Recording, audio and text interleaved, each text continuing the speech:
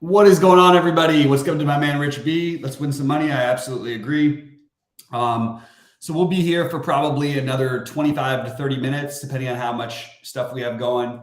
The slate has changed a little bit in that we have the Donovan Mitchell, looks like he's doubtful, looks like he's not going to play. And everybody on Cleveland, time to go back to. You have a fast-paced team that doesn't play great defense on the other side without their best defender. It's really hard for me to talk myself out of not wanting 2 or 3 pieces at least from Cleveland. Other people might want other value. I like Cedi Osman, but I'm okay with Osman and LeVert because of the prices. There's some possibility that they cut into each other. I also want to point out with Rubio and Love both out, it just means more room for the front court guys, obviously, but I think LeVert might be a higher priority for me tonight than Garland even. Garland had the big game last night on his birthday, all that stuff. And I think LeVert will do really well in this matchup. And, you take out Rubio, it's a sneaky boost to LeVert because Rubio played 19 minutes and has the ball in his hands. LeVert's going to become that guy in this situation, or Cedi Osman will.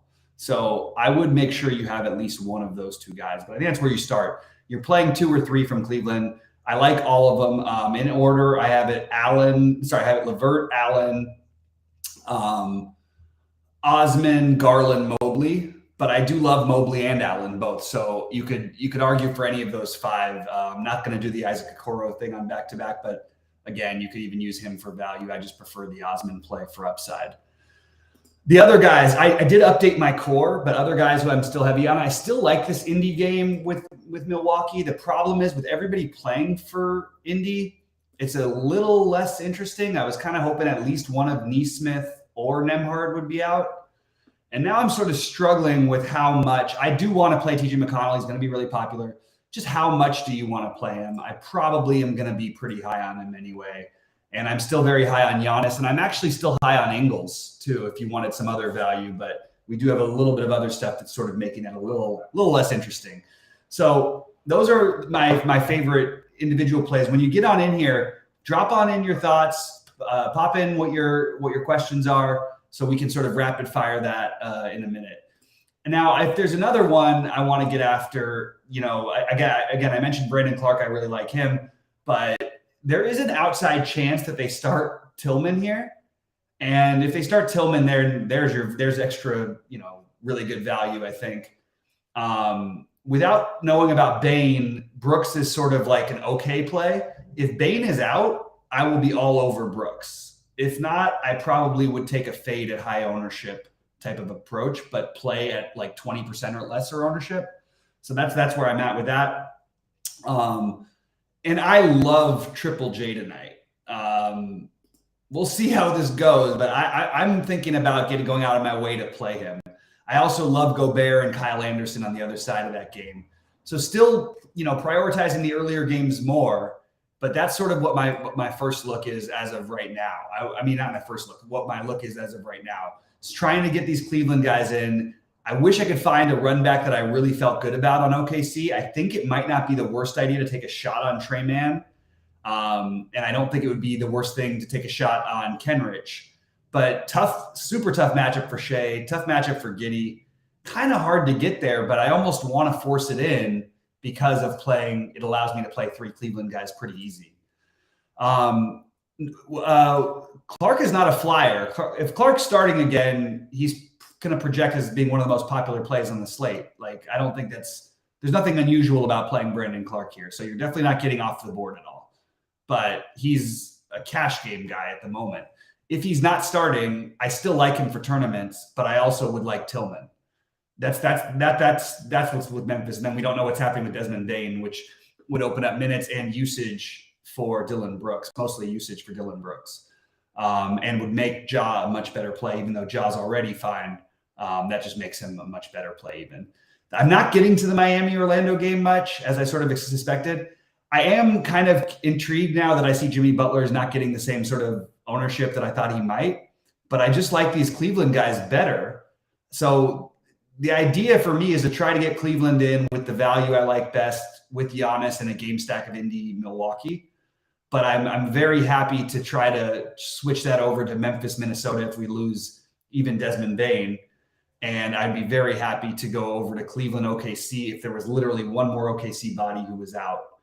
And it's weird to stack up the first game for me, because if we don't have the Desmond Bane news, which would make, again, Brooks, everybody a better play on Memphis, but Brooks especially, and Ja, it's kind of hard, you know what I mean, to not know what to do with that. And then it's really hard not to know what to do with the Gobert stuff, because if Gobert is actually out, which I'm still sort of thinking he's going to play, but Naz Reid might be a good play anyway. Remember, twice Gobert has gone out very early with that injury in games, since he's had it nagging him. If he plays, it's hard not to want to play him against the piecemeal Memphis front line, and 6,400 in a fast-paced game. You got to like Gobert's chances to get potentially 15 to 20 rebounds. So that's the only thing that's keeping me off from going higher on the Indy game. That, and the fact that Indy is, just has more bodies available than they have had. Still really like McConnell. I'm very up in the air of what I want to do with Neesmith. Neesmith I actually like in real life, but they just have so many interchangeable pieces between Nembhard, Neesmith, Duarte, Matherin, that just take the same position up. And Neesmith, might do what he did last time, go out there and play, a few minutes and then get 1 fantasy point, and hasn't put up 20 fantasy points since the 8th of January. And in that spot, I just don't know I'm just struggling with what to do with the Indy situation right now. So pop on in your questions, pop on your thoughts, say what's up when you get on in here. I don't really know, I can keep talking about the same things, but until we get more information, it's going to be hard to know what we're going to adjust to. As we have it standing right now, it's 2 or 3 from the starting 5 in Cleveland, with the exception of Osman, who will be coming off the bench. And I actually like Osman quite a bit, with both Osman and LeVert without Rubio. That's definitely a big boost. And those are guys who can create, second of a back-to-back. Osman only played, I believe, 16 minutes last night. LeVert played 31. But when you compare that with, actually, I guess Garland only played 32 because they ended up getting the win pretty quickly. I just think that's where you're starting. And then you're getting, I do think paying for Giannis makes a lot of sense. I actually think the price is way too low on Giannis. I know the games haven't been there lately. I'm not worried about it. Giannis is going to put up 70 more often than not. And by the way, 60 is fine. While it may not kill you, 60 is good for his price. It's not like he's 12-7 like Luka. So if he gets to 70, then you really, really want him. All right. Very quiet chat today. This happens on Fridays, and it's interesting to me because I love, it's Fridays. I love Fridays, and I love NBA Fridays. I know it's a smaller slate, but thought we'd have a little more action going in the chat. Well, I know we'll have some in Discord later, because when we're all competing and all of our guys are about to win 100,000, we'll be going there. So Green Monster with a question. So I don't like SGA. This is the worst possible matchup for SGA. But if you're going to run I would only be doing that. I would only play SGA if I was playing at least 3 guys from Cleveland. That would be my answer to that. And Miles Turner, I do actually like Miles Turner. So yes. SGA, how often does he outscore Morant? And he's got the worst matchup, especially if Desmond Bane is out. That's just something we don't know yet. But I mean, look, if you want to run Shea with 3 Clevelands on the other side, that's okay with me. I don't think it's anything great. It's just not, it's really SGA. One thing about him is this guy, of all the spend ups outside of Curry, probably hits his ceiling the least often. So if we're playing SGA at 9,900, a guy who's put up 60, and that was 62 one time since, this year, since the beginning of the year, in one time in the last 20 games or 12, no, what was that, 16 games? It seems like a little bit reachy to me. If you're playing SGA, then you should be playing Giannis, because Giannis had a terrible game the other night and put up 59 and a half. So I don't know. It's a little tricky. He had a terrible game with foul trouble and he still put up 59 and a half. And I just don't quite see SGA outscoring everybody around him. I don't think SGA he's not going to score more fantasy points than Garland most of the time here. And Garland is 1,700 cheaper. So I'm just not as high.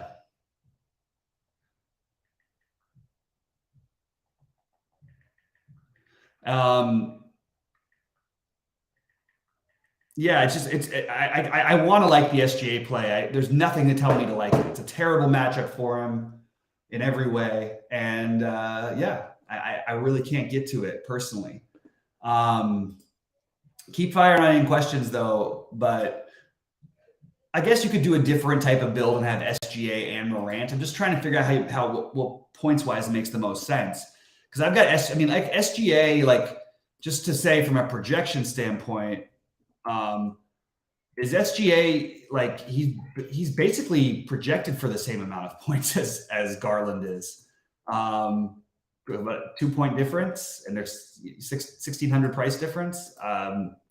Yeah, I don't know. It doesn't seem like the right play unless you're doing a game stack. If you're doing a game stack, I'm okay with it. It's not going to be something that I probably end up with, but I definitely considered it. I think Giddey is a little bit more feasible, but I think they're both tough to get to. And that kind of sucks because I would like that run back with that Cleveland. I think Precious is okay. I don't think that this is. I think if there's a situation where Precious gets a huge downtick in minutes, it would be this game. There's been some foul trouble and there's been some blowouts that they've played in, which has also contributed to his minutes. So I am not playing Precious as of right now to answer that question. Where I would play him if I had multiple guys in a later game, so it would give me some swapability once we hear about Wiggins and potentially stuff we don't know about yet. I just don't think it's that great of a value. And I'm just looking real quickly to see what the projections have him as across the industry, just to be more thorough. And you know, he looks fine. He looks just fine. But Jared Allen is already in my center spot, and I'm not going to go anywhere. And Rudy Gobert probably won't go anywhere for my other center spot. So kind of hard to figure out where to play Precious as an only center eligible player. So I don't know where to even play him because I'm playing Turner. I'm playing Turner, Gobert, and Jared Allen, and Jared Allen especially in most of my lineups. Yeah. So again, back to the you know, I was looking and I was gonna be on the fade Garland at the crazy ownership thing, but because the projections I don't love him, I think you can go right back to Garland actually. This is the kind of matchup where you could get away with like a Garland, LeVert, and Allen, just because they could all get there pretty easily.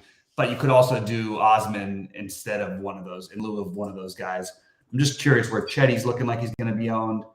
I think that you're going to be looking in the teens to maybe 20% for Chetty, just FYI.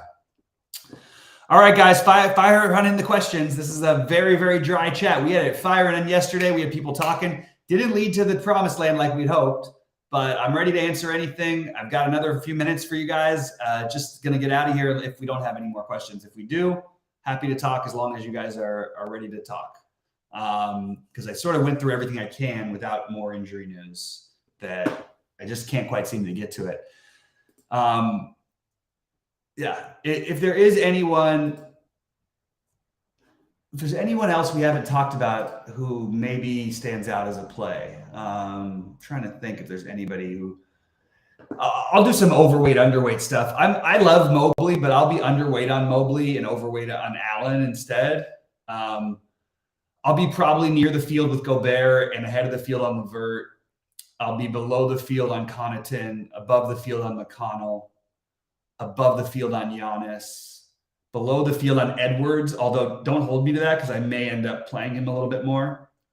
I'm really considering that. If Gobert's out, I'm going to end up stacking that game up a bunch of ways. It's really like a who's out and who's not is the thing. I'll be sort of with the field on Hield and a little ahead of the field on Clark, assuming he starts. I'll be right near the field with Kyle Anderson, right near the field with Garland at the moment, but maybe end up considering getting some more. Same with D'Angelo Russell. Below the field on Franz Wagner, which I never love to be. Right now, I'm below the field on everybody on Miami. I'm right with the field on Klay Thompson. That's as things stand. Below the field on Dylan Brooks without Bane, with Bane, but probably be a lot of them without Bane. I don't have much Jaden McDaniels, who's getting some love. I don't have much Aaron Neesmith. I don't have much Nemhard. And I don't have much Draymond. Those are the other guys that I'm a little bit underweight on. Guys I would consider going overweight on a little bit later, which again, Fred VanVleet, Pascal Siakam, Scotty Barnes, basically all Toronto, Joe Ingles, OG Anunoby. Those are my main ones for right now. So that's where I'm at. And I will jump on in and see if anything else happened. Allen over Mobley. Yes, because, well, for one, it's technically even a better matchup for Allen. This team gives it the most rebounds on both sides. They play fast. It seems like a very Jared Allen type of game. But I do like Mobley. Like, this is not a throwing shade at Mobley. I love Mobley. Tonight, I happen to like Jared Allen slightly better, but I think it's a close call. Russell, I think, is completely in play. I have no problem with him, especially in this matchup where he's thrived in the past. I would probably be a little bit higher on Anthony Edwards if Gobert is out, and Russell if Gobert is in. Garland, LeVert, Mobley, Morant, and Turner on DK. Garland, LeVert, Mobley, Morant, and Turner. Yeah, the only thing I would say about that is if that's the problem with where I'm running into with Cleveland. I'd like to find a run back if I play three of them, but I'm not finding one that I love. So I'm totally good with that. Ideally, in general, if this was a 1,000-game slate, you'd want to pick one between Garland and LeVert because they do take away from each other. But without Rubio in the mix, there's no reason why they both couldn't get there here. And we know that OKC is very, very competitive at home. Yeah, Clay, I just mentioned it. I'm almost all my builds are going to be double center, news pending. Okay. Like, that's all I can say because Naz Reid will become automatic if news goes that way. And we just need to find out more about that other game. Favorite plays on the Raptors. I think I just went through all of them. I think it goes VanVleet, Siakam, Barnes, VanVleet, Anunoby because of price, Siakam, Barnes.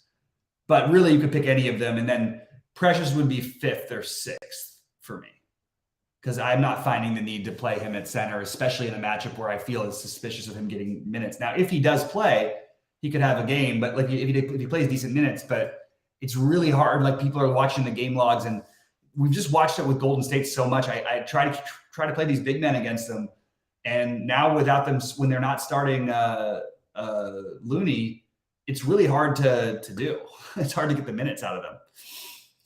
Anyway, so that's where we're at. We're going to wait on the starting lineups for everybody, obviously, including Indiana. And don't be surprised, by the way, if McConnell doesn't start, people won't play him. I would still consider playing McConnell if he doesn't start. He probably will, so it's probably moot, but just something to keep an eye out for. The Indy and Milwaukee starting lineups, although I think we know who's going to start for Milwaukee.